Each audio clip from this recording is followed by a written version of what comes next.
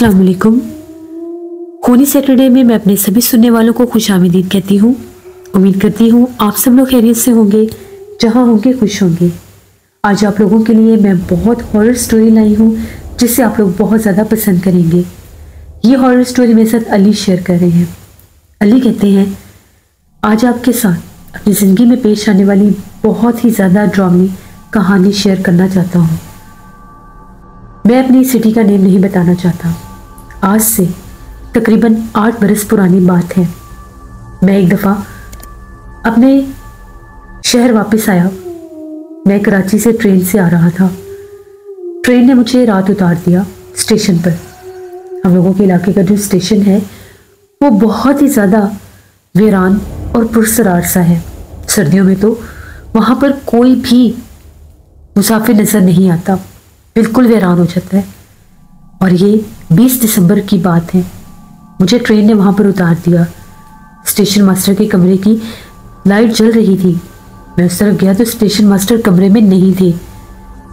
मैंने सोचा कि घर की तरफ निकलता हूँ, यहाँ पर रुकना फजूल है क्योंकि कोई भी यहाँ पर मुझे सवारी भी नज़र नहीं आ रही जो मुझे लेकर जाए। अब स्टेशन से जब निकलते थे तो आगे कब्रिस्तान वाला रास्ता आता था। रास्ते में एक पुराना कब्रिस्तान पड़ता था जो बिल्कुल स्टेशन से थोड़ा ही दूर था। जिसने भी शहर के इलाके के अंदर की तरफ जाना था उसे कब्रिस्तान वाले रास्ते से होकर जाना ही जाना था। जैसे ही मैं कब्रिस्तान की तरफ बढ़ता जा रहा था, मेरे दिल की धड़कन बहुत तेज हो रही थी। तकरीबन 12:30 पौने 1 बज चुके थे। बड़ी ठंडी रात थी, यख हवाएं चल रही थी। धुंध इस हद तक थी कि बड़ी मुश्किल से चल रहा था। आहिस्ता आहिस्ता आगे से जब लाइटें आईं तो धुंध थोड़ी कम महसूस होने लग गई।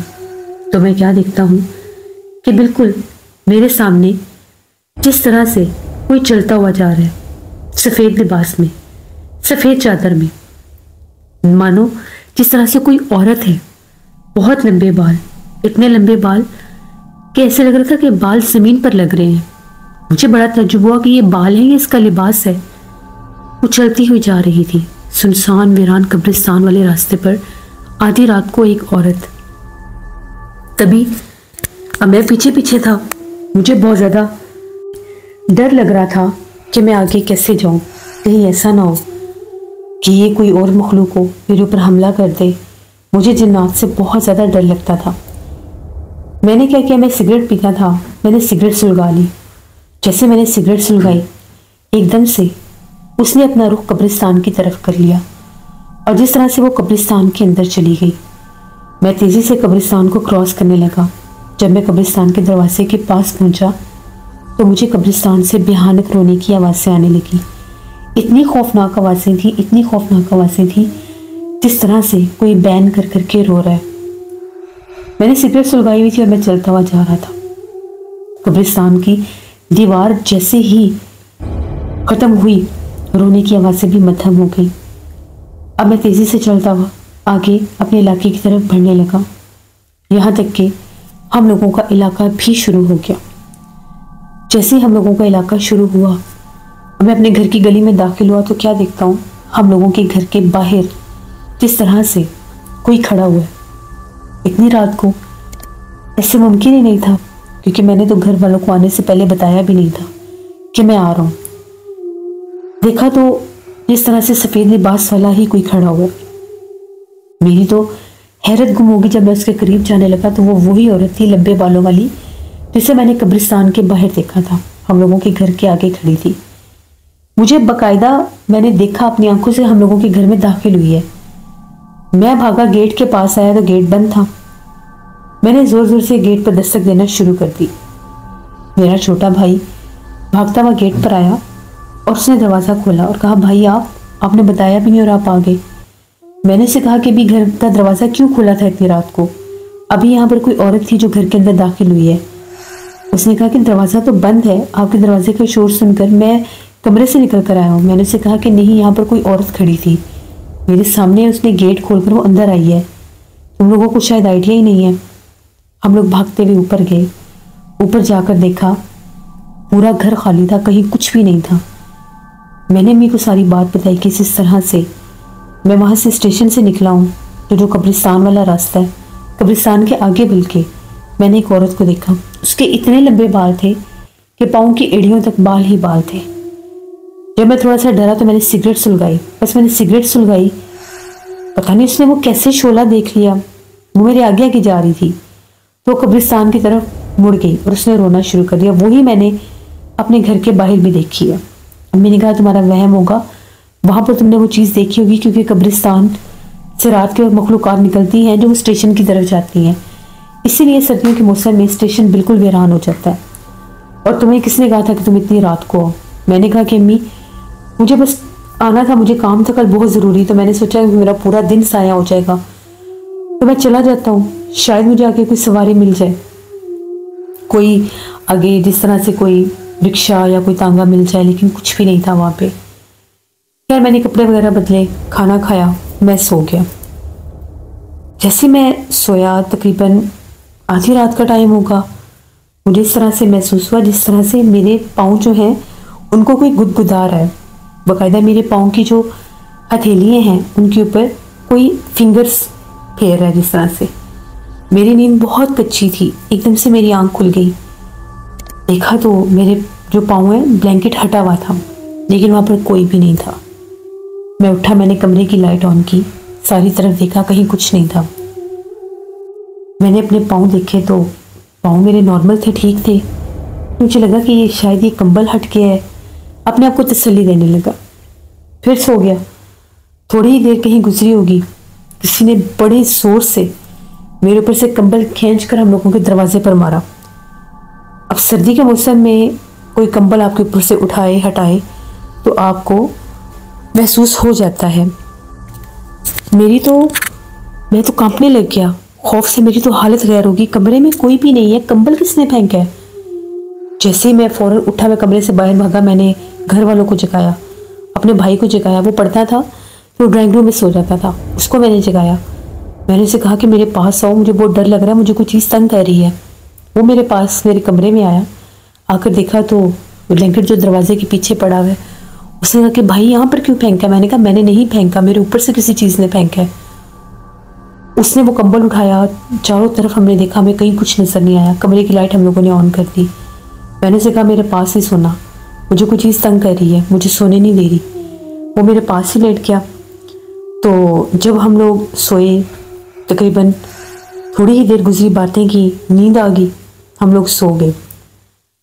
उसके बाद एकदम से ऐसा महसूस हुआ जिस तरह से बाहर हम लोगों के घर में जिस तरह से कोई लड़ाई कर रहा है, जैसे अम्मी, मेरी बहनें और ये सब लड़ रहे हैं आपस में। मेरा भाई भी लड़ रहा है। मेरी आँख खुली तो मेरा भाई सोया हुआ था, बाहर कुछ भी नहीं था। मैंने उठकर फौरन बाहर जाकर देखा, सन्नाटा। मुझे वो चीज़ बहुत ज़्यादा तंग कर रही थी। अब मुझे समझ में ना आए कि मैं क्या करूं। जैसे मैंने सहन में झांक कर देखा तो मैं क्या देखता हूं कि मेरी जो बहन है वो किचन में खड़ी होकर जिस तरह से कोई चीज़ बना रही है, कोई खाना बना रही है। मैंने कहा कि 3:30 पौने 4 का टाइम है, ये इस टाइम खाना किसके लिए बना रही है? तो मैंने अपनी बहन को आवाज़ देकर कहा कि अमरीन, ये कौन सा टाइम है खाना बनाने का? तो वो हंसने लग गई, ऊंचा ऊंचा किचन में खड़ी होकर हंसने लगी। मेरी आवाज़ सुनकर मेरा छोटा भाई राहील भी जाग गया। उसने मुझे कहा कि क्या हुआ भाई, आप किसको आवाज़ें दे रहे हैं? मैंने उसे कहा कि देखो अमरीन खाना बना रही है आधी रात को। वो उठा, बाहर आया तो किचन खाली था, वहाँ कुछ भी नहीं था, लाइट भी ऑफ थी। मैंने उसे कहा कि वो अभी यहाँ पर खड़ी थी और वो हंस रही थी। मैं बहुत ज़्यादा डर गया। मैंने उसे कहा कि मैं पागल हो जाऊँगा जो कुछ मेरे साथ हो रहा है। रात भर हम दोनों भाई नहीं सोए। सुबह हम लोग जाग रहे थे। जब अम्मी वगैरह जाके उन लोगों ने हमें जागते देखा तो परेशान हो गए और पूछने लगे कि तुम लोगों को क्या हो गया, क्यों रात भर से जाग रहे हो? हमने उन्हें सारी बात बताई तो अम्मी का ये कहना था, तुम्हारे ऊपर उस मखलूक का या तो बसेरा हो गया या वो चीज़ तुम्हारे पीछे लग गई और यहाँ तक आ गई है। उसी दिन मेरे अब्बू मुझे लेकर एक साहिब इल्म के पास गए। बड़े मशहूर थे, जिन्नात निकाला करते थे और पुराने बरगद के नीचे वो बैठा करते थे। वहाँ पर मुझे लेकर गए। उनके पास एक मखमल के जिस तरह से कोई पता नहीं वो कौन सी चीज़ है, उसके एक कोई जैसे परनुमा कोई चीज़ होती है वो बने हुए थे। मेरे कंधे पर उन्होंने मारे, मेरे सर पर मारे और झाड़ने लग गए। कहने लगे तुम्हारे पीछे एक बड़ी भयानक जिन्नी लगी हुई है, तुम्हारे साथ तुम्हारे घर तक आई है, तुम्हारे पीछे कब्रिस्तान वाले रास्ते से लगी है, वही तंग कर रही थी तुम्हें। अभी वो शरारतें करी थी, बाद में उसने तुम्हारे ऊपर दौरे बनाने थे। फिर उन्होंने मुझे हिफाजत का तावीज़ दिया, 3 तावीज़ दिए और कहा कि इनको जाकर अपनी छत पर 3 दिन जलाना है तुम लोगों ने, मगरिब के बाद। अकेले नहीं जाना, घर वाले भी साथ हो, सब मिलकर जाओ, इसको जला कर आओ। कोई भी नीचे से आवाज़ आए किसी के रोने की, हंसने की, तो जवाब नहीं देना। मगरिब के बाद जलाकर 10-15 मिनट इंतज़ार करना है, फिर नीचे आना है। इंशाल्लाह 3 दिन के बाद वो चीज़ चली जाएगी। हम लोग घर आ गए। उनके दम के बाद, तावीज़ के बाद मुझे खासा सुकून सा महसूस हुआ। आज मगरिब थी, हम लोग सारे ऊपर गए। हम लोगों ने जैसी तावीज़ चलाया, हम लोग सब ऊपर थे। नीचे से सहन से जिस तरह से मेरी अम्मी के बोलने की आवाज़ आई, अम्मी कह रही थी जल्दी से नीचे आ जाओ, अम्मी पास खड़ी थी। एक ही दफ़ा बस आवाज़ आई, हम लोगों ने कोई जवाब नहीं दिया। 10-1 मिनट ऊपर इंतज़ार किया, ऊपर से झांक कर देखा, नीचे कुछ भी नहीं था, चले गए। दूसरे दिन जब तावीज़ चलाया तो कोई आवाज़ नहीं आई। तीसरे दिन जब तावीज़ चलाया तो हम लोगों का गेट जिस तरह से खोल कर किसी बड़े ज़ोर से किसी ने बंद किया, यानी वो मखलूक जा चुकी थी। अल्लाह का शुक्र है, उसके बाद कोई मामला नहीं हुआ, कोई रात को आवाज़ नहीं आई, कोई कहीं नज़र नहीं आया। तो ये मेरी एक कहानी थी जो मैं कभी भी फरामोश नहीं कर सकता, जो मैंने आपके साथ शेयर की। बहुत शुक्रिया अली आपका। इसमें अल्लाह से रहम मांगना चाहिए। जो इलाके, जो जगह ऐसी होती है यहाँ पर कब्रिस्तान हो, वहाँ पर अक्सर ऐसी मखलूक़ात का बसेरा होता है और वो अक्सर लोगों को तंग भी करती हैं। तो जब भी ऐसे रास्ते से गुजरा है तो कुर्सी पड़ा करें कि वो मखलूक आप पर असरअंदाज ना हो। ये थी आज की हॉरर स्टोरी। आई होप आप लोगों को पसंद आई होगी। आप लोग भी अपनी हॉरर स्टोरीज शेयर कर सकते हैं। डिस्क्रिप्शन बॉक्स में दिए गए ईमेल आईडी nusheermir57@gmail.com पर। इसके अलावा आप लोग मुझे कमेंट बॉक्स में भी स्टोरी शेयर कर सकते हैं।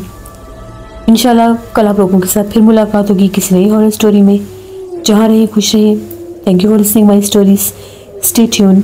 अल्लाह हाफिज़।